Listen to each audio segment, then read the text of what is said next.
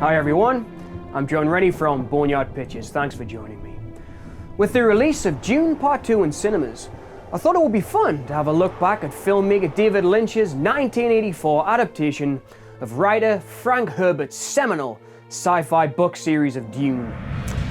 Taking on an already loved property is always going to have its pitfalls for a filmmaker, and the Book of Dune had already been a huge success in the 1960s and 1970s. Hardcore fans of sci-fi and horror will know what it feels like when there is a Dawn of the Dead remake. Why are they coming here? Maybe they're coming for us. Yet another Black Christmas, Children of the Corn, Brace yourself. or Chainsaw Massacre tie-in, Try anything and you cancel, bro. or even a Halloween or Exorcist reboot that is simply a diluted version of a film we grew up with. And all our hearts sink a little to know that someone has taken what was once original and beloved by us the fans, copied and pasted the story and sold it as their own. This is usually sold to us in the marketing, with the filmmaker telling us in interviews it's a story that's important to them. It's an old dream. Yeah. I read the book when I was 13 years old. And they want to go back to the source material or want to make a more faithful adaptation. And of course, they almost always never do. There's such a tremendous fan base for the franchise, and any direction that you choose is going to piss off X piece of the pie of the fan base. And the films that we get are very obviously not made by fans of the originals because, well, they suck. And in a lot of cases, they ignore or even insult the previous versions or novels that they are based on. Don't be scared. We've met before. But to be truthful with you, I do think that there are some exceptions, and without doubt, there are reboots and remakes that I watch just as much as the originals, but that's a story for a whole other episode. Oh, Roy. Now you're drunk. That's all. Hey, whoa. The real reason properties are repackaged and sold to us again and again is that the studio already owns the property. And the bottom line is, it's our fault that they get made. I'm guilty as much as the next fan of being a completist, and I will always go and see these remakes and reboots, and the studios will make a few coins off me by selling me the same story or playing on my feelings of nostalgia, and of course Dune is no exception.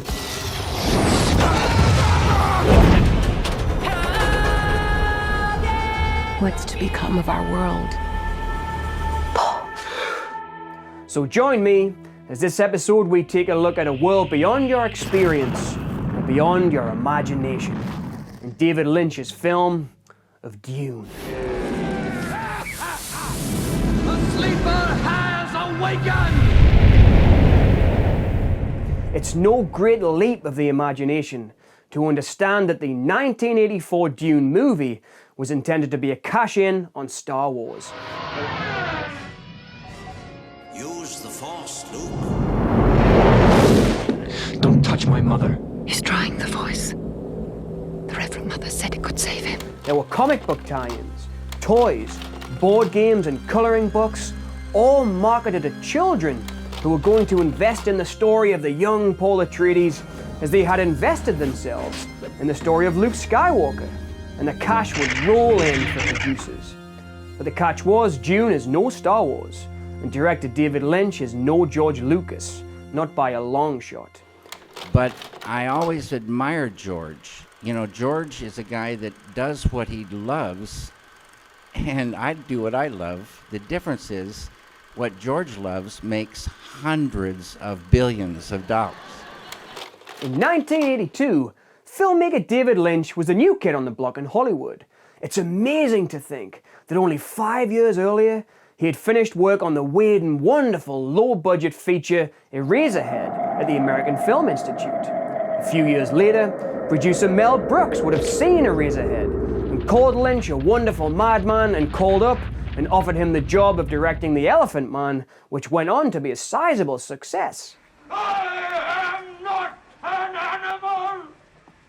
By this time, Dune had already had a checkered history in Hollywood.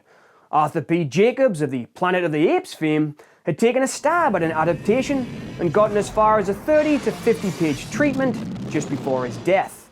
And then famously, filmmaker Alejandro Jodorowsky had failed to make an adaptation of Dune work due to budgetary constraints and an unwillingness to compromise his vision. Supe que David Lynch will direct that. I have a pain because I admire David Lynch. He can do it. And then they take me like an ill person. I came to the theater. I start, even I think I will cry and start to see the picture go step by step, step by step, step by step. I became happy because the picture was awful. In the early 1980s, Italian producer Dino De Laurentiis had a hold of the rights to the property and was looking for a director. At one point, Ridley Scott was attached to direct, but dropped out. And this might help explain why actress Sean Young was cast in the film. Tell me of your homeworld, Uso. As she'd previously been in Scott's 1982 film, based on a book by sci-fi writer Philip K. Dick, the much-respected film version of Blade Runner. You think I'm a replicant, don't you? The late 1970s and early 80s was a buzzing time for sci-fi, and Dino's daughter, Raffaella De Laurentiis, was a huge fan of the Dune novels and wanted to produce the film, and so it was to come to pass. Raffaella would become one of the first female producers to helm a film with a budget over $40 million, a milestone in movie history. I think when you're young, ignorance of sometimes make you achieve greatness because you just don't know any better, and so you say, okay, well, so sure, I'll produce Dune. I want to produce Dune. And then, it's only 10 years later that I found out that no woman had ever produced before Dune any movie that the budget was over $5 million. I had no idea. The fact that there were so many people on Dune and there was a big budget, and the fact that they all wanted to do the book justice, especially with Raffaella being a fan and Lynch having long conversations with the novelist Frank Herbert, who would often frequent the set, is perhaps where the problems began. Slate one, take one. A movie must have a lead creative voice, and Lynch, I think, was the perfect choice, as he had shown with Eraserhead and The Elephant Man that he could create whole worlds successfully, the likes of which, as an audience, we had never seen before. But as Lynch has said on many occasions, he did not have final cut on Dune, and after the grueling 18-month shoot in Mexico and the picture was completed, it was passed around to producers and studios got involved, and the movie was recut in order to dumb it down a little for audiences. On Dune, I started selling out even in the script phase, knowing I didn't have final cut. I sold out. It was a slow dying the death and a terrible, terrible experience. This is where Lynch feels he lost control over the movie and where he learned his biggest lesson about Hollywood filmmaking. At this early point in his career, he learned that with bigger budgets comes more responsibility to aim for a wider audience in order to make the money back, plus make a profit.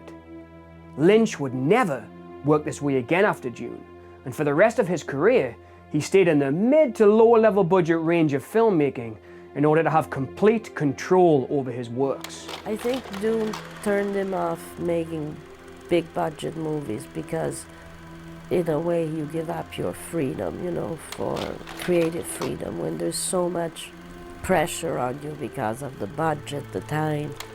And he said to me when he finished that he never wanted to do another big movie again, and he never has. And the lessons he learned on Dune are perhaps why he went on to be such a big success in Hollywood. Never again would he compromise on his own artistic vision, and Lynch went on to give us some of the strangest and most unique genre mashups that the world has ever known, especially strange films for Hollywood with works like Wild at Heart. And his other collaboration with Dino De Laurentiis on the famous Blue Velvet. Let's hit the fucking road. We're giving our neighbor joyride.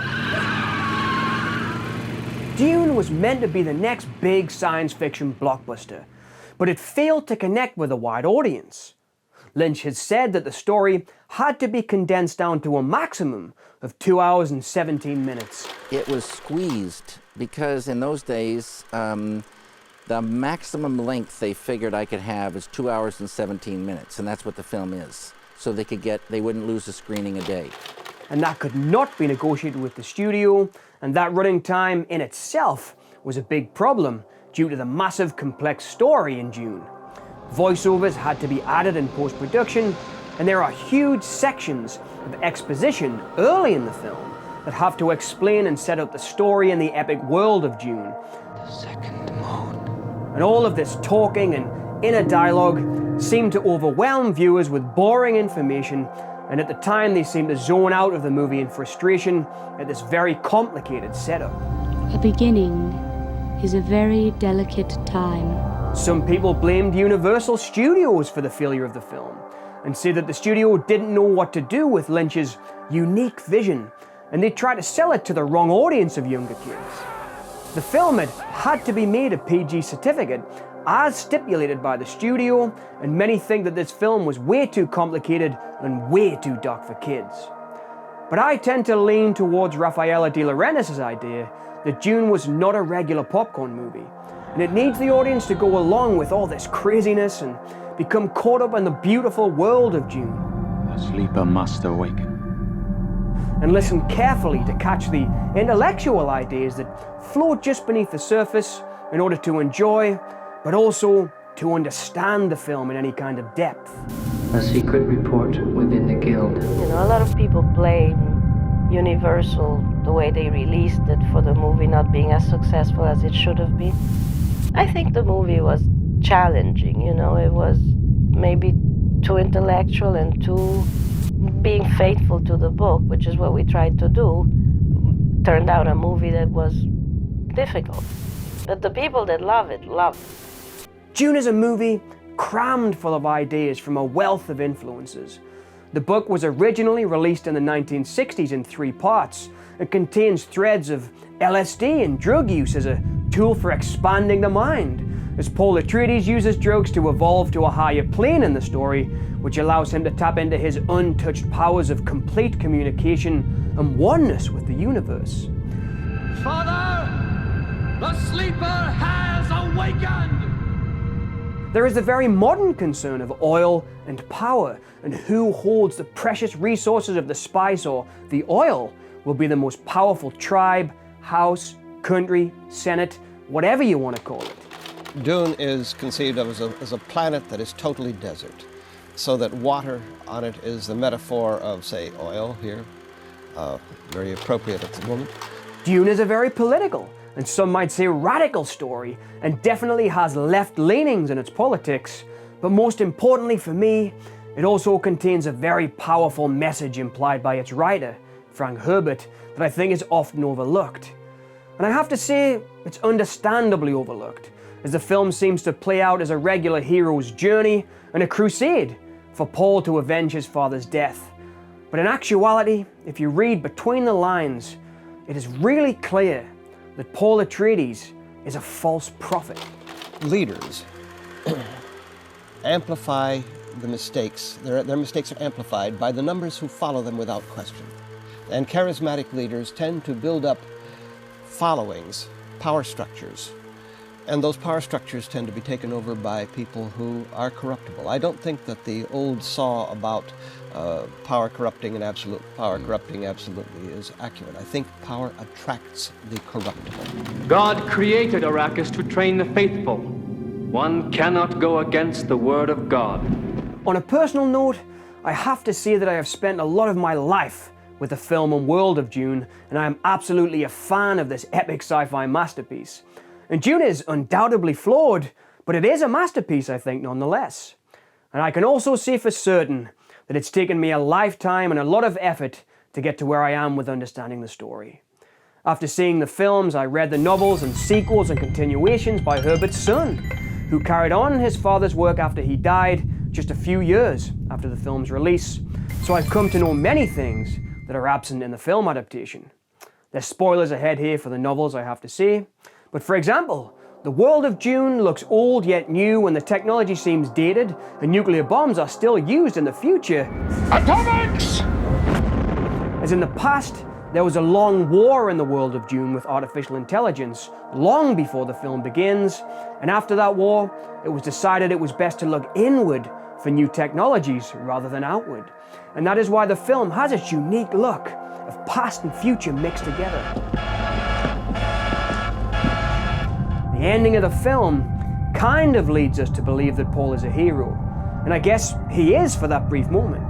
But we learn later, Paul will eventually go on to be punished for his many years of bloody and murderous war campaigns on Arrakis after the 1984 film version of Dune ends. They blinded my body, but not my visions.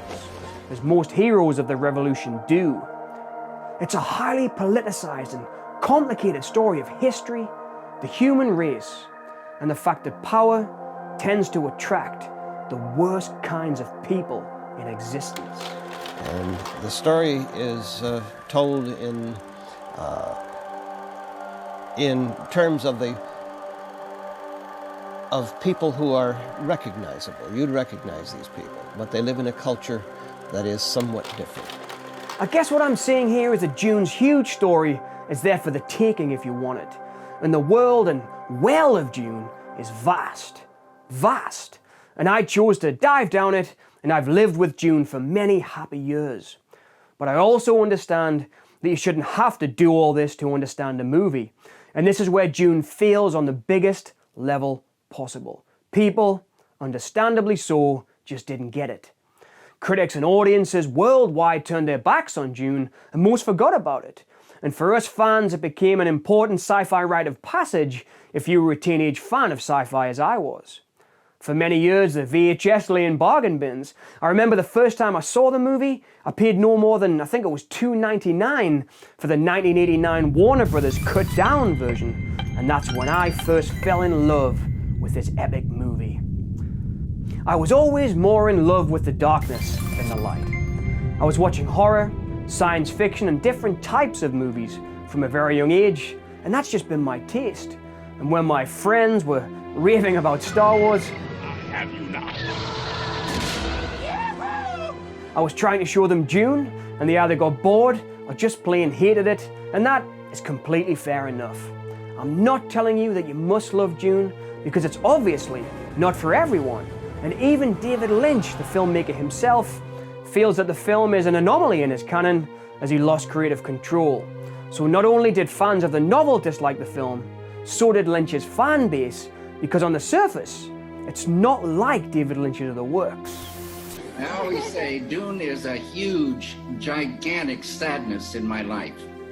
The film is not the film that I would have made had I had that final control. But I'm still happy that you like it, and I like many, many parts of Dune myself. But coming back to where we came into this video, and the release of Dune Part 2 in 2024, I can say that when it was said there was going to be another version of Dune, I shuddered a little, because it's a film that's so important to me, I didn't want another version. And when I watched the 2022 version, I have to say I left it cold. It was okay, but it looked like every other sci-fi movie that's been coming out for the past decade, and I have to say that's fine. Maybe it will introduce a whole new generation of fans to Dune that will dive into it the way that I did when I was a teenager and totally embrace this strange alien world that Herbert created. But somehow I doubt it. What the current adaptations failed to do, for me at least, was deliver on the tagline of the original novel and the 1984 film, a world beyond your experience and beyond your imagination. Everything in the latest versions I could have imagined, because mostly I've seen it before in other modern films and superhero movies. But with Lynch's adaptation, he delivered on this. And although David Lynch's world of Dune seems weird, uncomfortable, violent, and really dark, it's a world that I could never have imagined myself. And it took me on a journey to another world, another time, and another place. Sire, we can't leave all this spice.